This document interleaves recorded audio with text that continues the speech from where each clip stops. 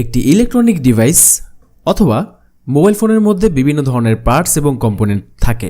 এই component parts সম্পর্কে জানাটা আমাদের অত্যন্ত জরুরি একটা বিষয়, যেটা না জানলে আমরা অনেক ধরনের কাজের ক্ষেত্রেই প্রবলেম ফেস করতে পারি। আজকের ভিডিওতে আমরা তাই আপনাদেরকে শিখাবো একটি মোবাইল ফোনের মধ্যে যত ধরনের কম্পোনেন্ট রয়েছে, কোন কম্পোনেন্টের কি কাজ, কোনটা কিভাবে মাপতে হয় এবং অন্যান্য যত বিস্তারিত বিষয়গুলো রয়েছে সবকিছু আপনাদের সামনে উপস্থাপন করব। তো চলুন শুরু করা যাক। রেজিস্টর এর কাজ হচ্ছে কারেন্টকে বাধা দেয়া। Electronics device, mobile, computer, TV এইসব ডিভাইসের মধ্যে বিভিন্ন রকম অল্প বেশি ভোল্টেজ প্রয়োজন হয়। রেজিস্টর সেখানে বেশি ভোল্টেজকে বাধা দিয়ে কমিয়ে নির্দিষ্ট পরিমাপ অনুযায়ী ভোল্টেজ সাপ্লাই করে থাকে। এর একক হচ্ছে Ohm's. 1000 Ohm's equal 1 kilo Ohm's, 1000 kilo Ohm's equal 1 million Ohm's. যত ওহমস বেশি তত বাধা শক্তি বেশি। যেমন এখানে 4 ভোল্টের একটা ব্যাটারি রয়েছে।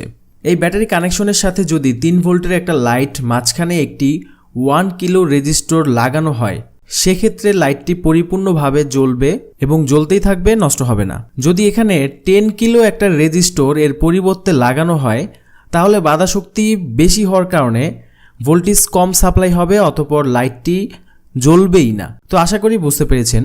রেজিস্টর সাধারণত দুই প্রকার হয়ে থাকে, variable resistor, fixed resistor. Variable resistor আপনি ইচ্ছামতো কমানো বাড়ানোর সুযোগ পাবেন। যেমন একটি ফ্যানের রেগুলেটরের মধ্যে কিন্তু ভেরিয়েবল রেজিস্টর থাকার কারণে আপনি ফ্যানের পাওয়ারটাকে কমাতে এবং বাড়াতে পারেন। দ্বিতীয়ত ফিক্সড মানে হচ্ছে নির্দিষ্ট পরিমাপ থাকবে, যেটা কমানো অথবা বাড়ানো যাবে না। যেমন মোবাইল ফোনের ভিতর 3 ধরনের রেজিস্টর পাওয়া যায়, কালো কাচের মতো দেখতে, সাদা এবং উপরে মান লেখা থাকে। তো এই রকম দেখলে আপনারা বুঝবেন সেগুলো হচ্ছে রেজিস্টর।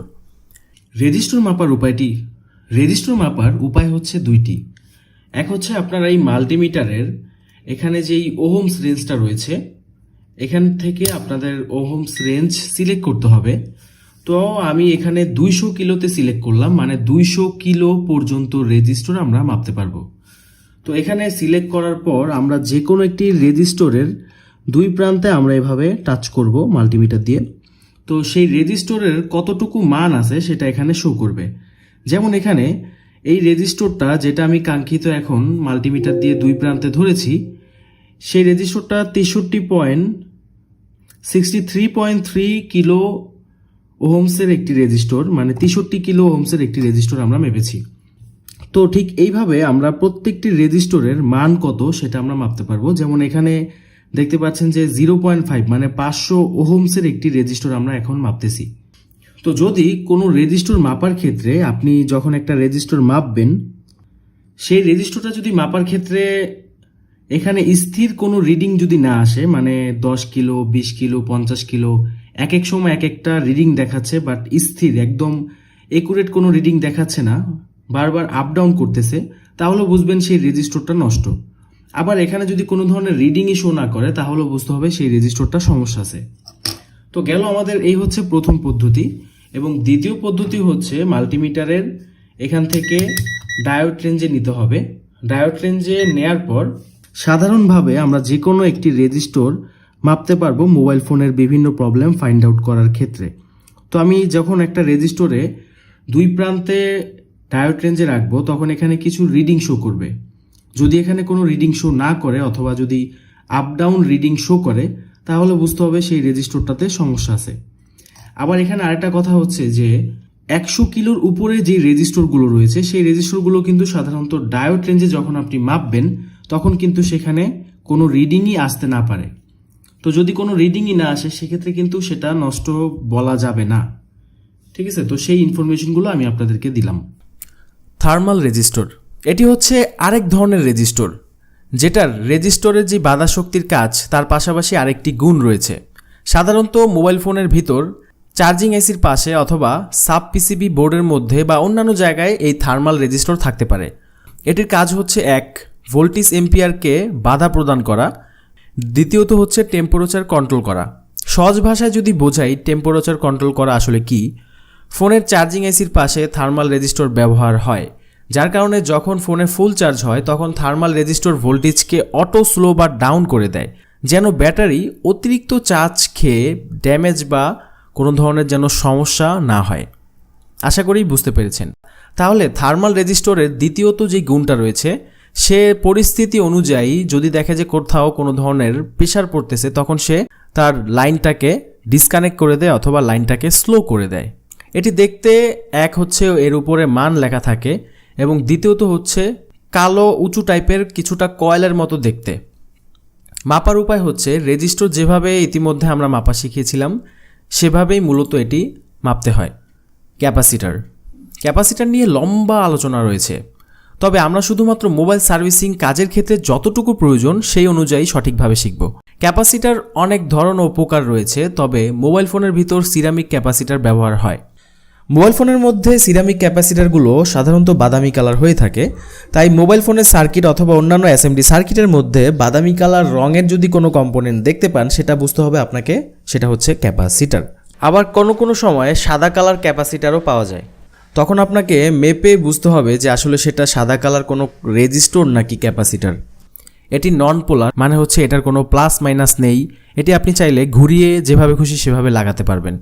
সিরামিক ক্যাপাসিটারের কাজ হচ্ছে বিদ্যুৎ ইলেকট্রিসিটি জমা রাখা, অর্থাৎ ভোল্টেজ এম্পিয়ারকে জমা রাখে। দ্বিতীয়ত হচ্ছে ওভার ভোল্টেজ বা বেশি চাপ হলে তখন সেই চাপগুলো লোড না নেয়ার কারণে অন্যান্য আইসিগুলো ক্ষতিগ্রস্ত না হয়ে সে নিজে নিজেই শর্ট বা লিকেজ ড্যামেজ হয়ে যায়, যার ফলে অন্যান্য যে সার্কিটগুলো থাকে আশেপাশে সেগুলো সুরক্ষিত রাখে। সহজ ভাষায় মানে হচ্ছে নায়ককে গুলি করলো, নায়িকা ক্যাপাসিটার গুলি খেয়ে মরে গেল, নায়ককে প্রোটেকশন দিয়ে নায়ক বেঁচে গেল। সো এটাই। ক্যাপাসিটার মাপার জন্য আমাদের মাল্টিমিটারটি বাজার মুড সিলেক্ট করতে হবে। বাজার মুড বলতে বোঝায় দুই প্রান্তে শর্ট করলে একটা বিপস শব্দ আসে।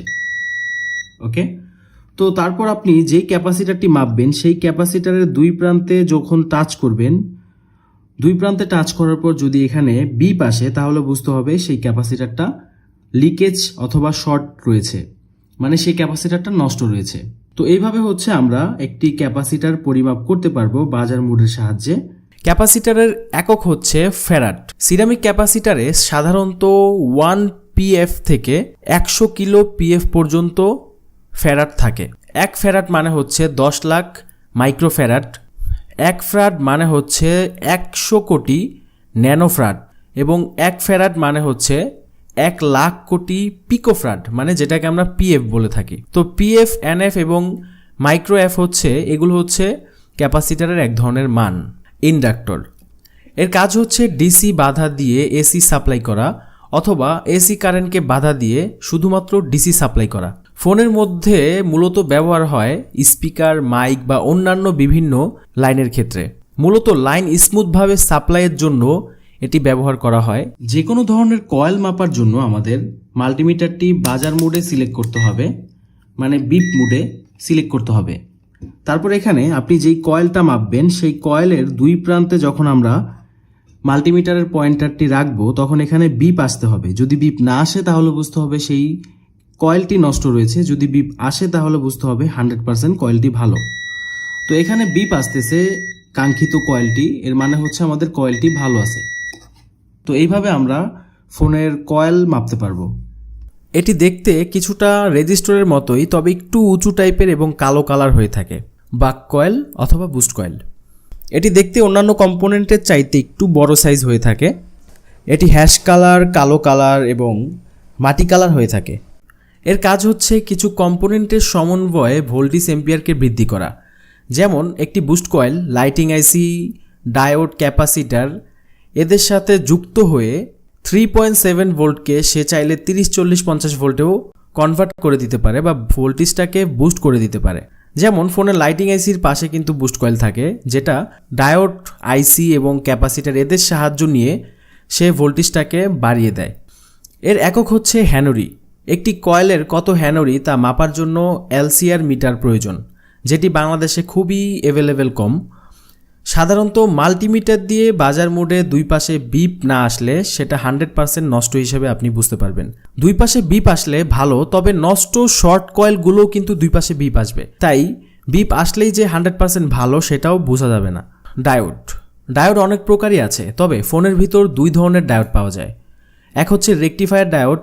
এর কাজ হচ্ছে ভোল্টেজ এম্পিয়ারকে একমুখী করা, অর্থাৎ একদিকে সাপ্লাই দিবে বাট পেছন দিক থেকে আর ব্যাক করতে পারবে না।